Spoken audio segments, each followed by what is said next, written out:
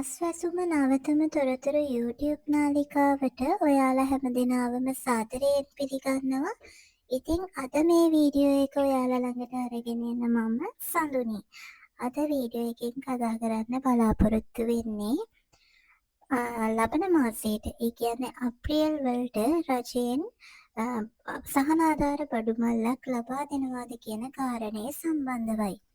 ඉතින් ගොඩක් අය ඇහුවා හැම අවුරුද්දකම වගේ අස්වැසුම තියෙන අපිට රජයෙන් සහනාධාරයක් අප්‍රේල් අලුත් අවුරුද්ද සඳහා ලබා දෙයිද කියලා හොයලා බලන්න කියලා.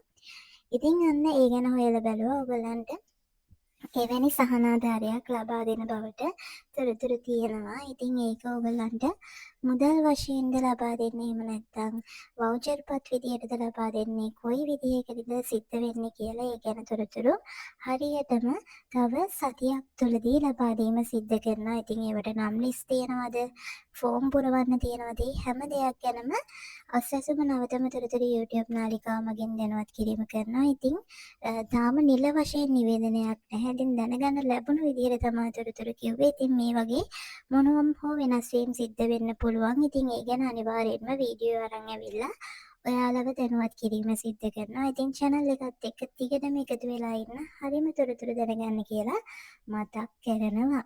ඉතින් මම හිතනවා මේ තොරතුරු ටික ඔයගොල්ලන්ට බොහෝ සෙයින් වැදගත් වෙන්න ඇති කියලා. එහෙමනම් අනිවාර්යෙන් වීඩියෝ එකට ලයික් කරන්න. ඒ වගේම ඉස්සරහටත් මෙවැනි වීඩියෝ බලන්න අනිවාර්යෙන් පහළ තියෙන subscribe බට්ටම ඔබලා අපිව subscribe කරලා channel එකට එකතු වෙලා ඉන්න. එහෙනම් ඉතින් ආයෙ පාරක් අලුත් වීඩියෝ එකක් අරන් එන්නම්. එතකන් හැම දිනාටම ජය ජය වේවා.